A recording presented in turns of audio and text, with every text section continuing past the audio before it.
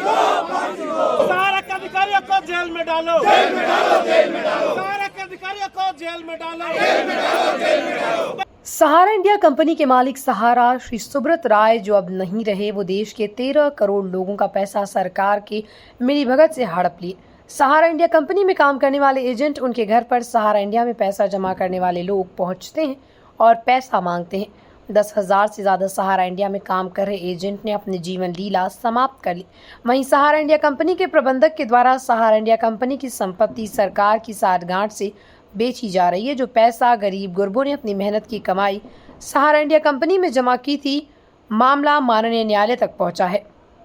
क्या कुछ कह रहे सहारा इंडिया कंपनी के निवेशक और अभिकर्ता, ये जानते हैं। आज मेन था कि सहारा इंडिया लगातार 12 साल से देश को गुमराह कर रहा है, माननीय सुप्रीम कोर्ट को गुमराह कर रहा है, और वो गुमराह करने के लिए अडानी के हाथों अपने 88 प्रॉपर्टियों को बेच रहा है। उसमें कई ऐसी प्रॉपर्टी है जो पहले से बिकी हुई थी, और देश भर में जितने भी उसके ऊपर शिकंजा कसा गया कानून के द्वारा, जितना भी FIR हुआ है उसको खत्म कराना चाह रहा था। तो इसके खिलाफ पूरे देश भर से सहारा के जमाकर्ता न्याय मांगने के लिए माननीय सुप्रीम कोर्ट गए थे, और सरकार के खिलाफ यहाँ प्रोटेस्ट करने हम लोग यहाँ जंतर मंतर अपना बुकिंग कराए हुए थे। माननीय न्यायालय आज बहुत अच्छा काम किया कि सहारा की ओर से जो याचिका दायर की गई थी अडानी के हाथों संपत्ति बेचने का, वो उनका मकसद कामयाब नहीं हुआ। उन 88 प्रॉपर्टियों में जो विवादित जबर है उसका पूरा एमिकस क्यूरी के यहाँ भेज दिया गया है इसकी जांच करने के लिए, और ये साफ कहा गया है कि बिना जांच का कुछ भी नहीं होगा, और उनका IA को एक्सेप्ट नहीं किया। कहीं ना कहीं आपके राहत की खबर आज? हाँ, राहत की खबर तो है, क्योंकि अडानी के हाथों संपत्तियां बिक जाएगी और पैसा देगा नहीं। और दूसरा चीज है कि पहले से बहुत सारी संपत्ति सहारा ने बेच दिया, सुप्रीम कोर्ट के मना करने के बाद भी उससे 1 रुपया किसी निवेशक को मिला नहीं। तो ये हम लोग कैसे मान लें कि वो संपत्ति बिकेगी तो हम लोग का पैसा मिलेगा? पूरे देश के सहारा के 13 करोड़ जमाकर्ताओं का 5 लाख करोड़ रुपया बकाया है। तो 5 लाख करोड़ रुपया सुप्रीम कोर्ट खुद अपना कमेटी गठित करके इनके तमाम संपत्तियों को अधिग्रहित करे, जब्त करे और उसको नीलाम करे, और सहारा से भी में जो 25,000 करोड़ रुपये पड़ा हुआ है उससे, और पूरी संपत्तियों को बेच करके एक कमेटी बना करके भुगतान करे। अगर माननीय सुप्रीम कोर्ट के पास सक्षम पदाधिकारी नहीं है, सक्षम लोग नहीं है, तो जो लोग इस केस को लड़ रहे हैं उनके हाथों में सुपुर्द कर दिया जाए। इनकी संपत्तियों को भी हम लोग बेच देंगे और देश के निवेशकों का ही भुगतान भी करा देंगे। लगभग कितने लोग ऐसे होंगे देश भर के अंदर जो इससे प्रभावित होंगे? लगभग 13 करोड़ लोग, 10,000 लोग आत्महत्या कर लिए, लाखों लोग घर से बेघर हो गए, कितनों की जमीनें बिक गई, कितनों का घर बिक गया, कोई आंख से अंधे हो गए तो कुछ विकलांग हो गए। कितना दर्द बोले, दर्द बयां करेंगे तो आपके आंख से आंसू आ जाएगा। कितनी बहन बेटियों की शादी नहीं हो पाई, बहुत तकलीफ है, बहुत तकलीफ है। अच्छा, आज न्यायालय से जो हुआ तो राहत मिली, लेकिन आगे की जो सरकार से जो उम्मीद रखते हैं, तो सहारा की दलाली कर रहा है। सरकार से क्या उम्मीद करें? सरकार के बस में चले तो पूरा देश अडानी के हाथ बेच दे, उससे क्या उम्मीद करेंगे? देश में तो देशद्रोही है। सरकार में बैठे हुए लोग ये देशभक्त नहीं है, देशभक्ति के नाम पे सब देशद्रोह है, अब पूरे देश के लोगों को गुमराह कर रखे हैं। अगर सरकार चाहती है तो सहारा के एक जमाकर्ता का भुगतान हो गया होता। जहां से वो 5-5 हजार करोड़ रुपया डिवेंचर का पैसा निकालता, वहाँ 25,000 करोड़ रुपया था, वो 25,000 करोड़ रुपया ले लिया जाता। उसके बाद जितनी संपत्तियां सहारा की है उसको तमाम को लिक्विडेशन करा करके पैसा एक जगह जमा करा दिया जाता, सभी लोगों को पैसा मिल जाता। लेकिन सरकार करना कहाँ चाहती है? सरकार जानती है कि जैसे ही ये मामला वो सुप्रीम कोर्ट पर ले जाएगी कि सहारा ने कैसे कैसे स्कैम किया, कैसे कैसे फर्जीवाड़ा किया, तो सहारा के जो लोग इनको चंदा दिए हैं, जो लोग इनको मोटा मोटा रकम अमित शाह और नरेंद्र मोदी के चुनाव में देते हैं, वैसे लोग कई अधिकारी लोग इनके जेल में चले जाएंगे। तो उनको बचाने के लिए सही बात वहाँ कहना नहीं चाहती है। डिवेंचर का पैसा 5,000 करोड़ रुपए निकाल लेती है किसी प्रकार से, और लोगों को गुमराह करने का काम कर रहा है। भारत सरकार अगर चाहता तो मामला तुरंत खत्म हो जाता है और सभी का भुगतान हो जाता है। अच्छा, अभी जो लोग आए हुए तब निवेशक ही है साहब, जो एजेंट है उनका तो खुद ही लाखों करोड़ रुपए फंसा हुआ है। पैसा कहाँ मिला? उनका कमीशन का पैसा, उनका घर का पैसा, उनके रिश्तेदार का पैसा, सब तो वो लोग कंपनी में डाल दिए। उनका तो खुद का पैसा फंसा हुआ है, वो तो दोनों तरफ से मर गए। उनका अपना पैसा भी चला गया, उनका कमीशन भी चला गया, उनका घर द्वार सब कुछ बिक गया। तो अब आपको क्या रास्ता तय रहता है? रास्ता तो माननीय न्यायालय ही है, उसी से उम्मीद है माननीय सुप्रीम कोर्ट न्याय करे। हम लोग उस पिटीशन लगा कर बैठे हुए फरवरी 2024 से। आज कुत्तों का फैसला जाता है, तुरंत सुनवाई हो जा रहा है। क्रिमिनल्स का फैसला जाता है, आधा रात में कोर्ट खुल करके सुन ले रहा है। तो हम लोग फरवरी 2024 से पिटीशन लगा कर बैठे हुए हैं। अगर माननीय न्यायालय हमारा पिटीशन सुन लिया होता तो अब सोल्यूशन भी हो जाता। और ये जो चोर डकैत लोग हैं, सहारा का देशद्रोही अधिकारी लोग, जो सहारा की संपत्ति जो निवेशकों के पैसे से खरीदा हुआ है उसको बेच करके पैसा विदेश भेज रहा है और अपना निजी प्रॉपर्टी बना रहा है, वो नहीं हो पाता। तो हम माननीय सुप्रीम कोर्ट से यही आग्रह और निवेदन करने के लिए यहाँ आए हुए थे कि साहब हमारा पिटीशन की सुनवाई कर दो, सारे मामले आपके सामने आ जाएंगे।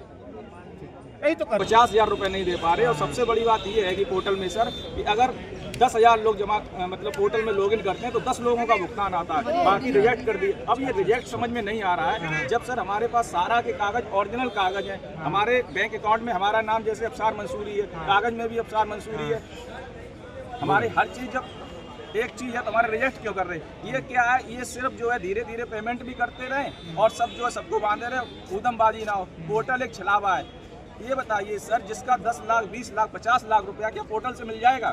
जब 2 साल को पोर्टल लॉन्च हुए हो गए हैं, 50,000 रुपये तक का सिर्फ 1% लोगों को भुगतान मिल पाया है, तो कैसे मिलेगा? तो मेरी सरकार से यही निवेदन है कि एक तो सबसे बड़ी बात पोर्टल में ये है कि मार्च 2023 तक का भुगतान कर रहे हैं। तो ये जब कंपनी बंद हो गई है सर, जब कंपनी बंद हो गई है तो उसमें जितना भी पैसा जमा हुआ है, किसी का मान लो 20,000 रुपया जमा हुआ है, 10,000 है, 50,000 है, तो उसका जितना प्रिंसिपल अमाउंट है वो दे दिया है, क्योंकि गवर्नमेंट जो है उसका इंटरेस्ट तो दे नहीं रही है, लेकिन मार्च 2023 तक उठा रही है। तो ये भी एक घपला है। दूसरी बात, इसमें एक लिमिट, आपके चैनल माध्यम से ये कहना चाहेंगे कि इसकी एक लिमिट बढ़ाई जाए। जो 50,000 की लिमिट है वो कम से कम 5 लाख लिमिट की जाए, क्योंकि ये मान के चलिए सर, आज से करीब ये 2012 से ये सब ऐसा स्थिति चल रही है। हम सर जब किसी के यहाँ, क्योंकि हम एजेंट लोग हैं सर, यहाँ पे जितने भी आए हुए हैं सब जो है 99% एजेंट लोग हैं। तो इसमें सबसे जो है निवेशक जो है सबसे गरीब तबके का है, रेहड़ी पटरी वाला, गरीब मजदूर, महिलाएं, विधवाएं, जो भी मतलब छोटे तबके का है। तो जब हम उसके पास पैसा लेने जाते थे तो किसी की बेटी मान लो 10 साल की थी, तो उसने 20,000 25,000 50,000 रुपये हमको एक मुश्त दे दिया।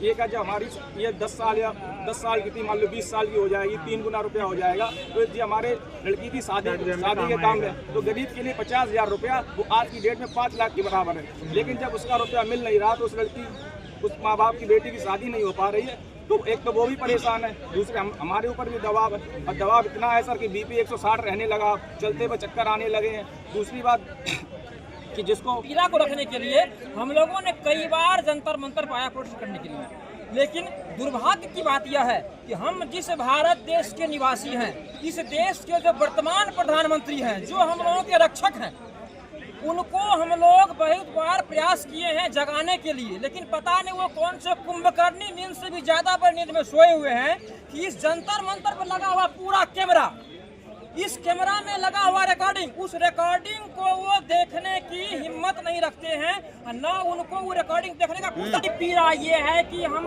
जमाकर्ता सहारा इंडिया के हैं और हम एजेंट भी थे। हमारे माध्यम से बहुत सारे व्यक्ति का पैसा जमा हुआ और वो जमा पैसा भुगतान नहीं होने के कारण सारे जमाकर्ताओं ने हम लोगों को ये बोलता है कि आप ही एजेंट हो, मैं तो आपको जानता हूँ, ये कागज दो और पैसा दो। भैया कहाँ से पैसा देंगे?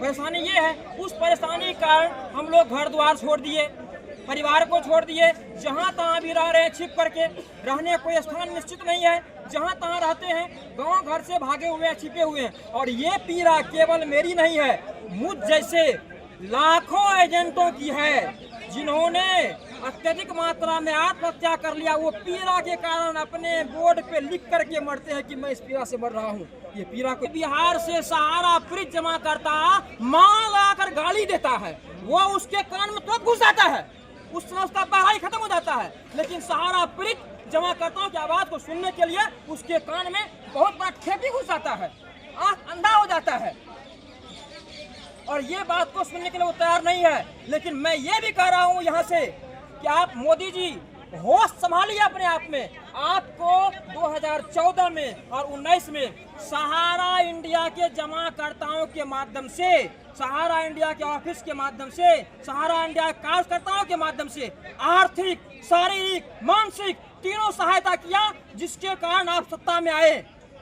2014 में और 19 में आप ये याद कर लीजिए, 19 के बाद आपने सहारा प्रीत की बात नहीं सुना, तो 2024 में यही जमाकर्ताओं ने आपको बैसाखी पर खड़ा कर दिया।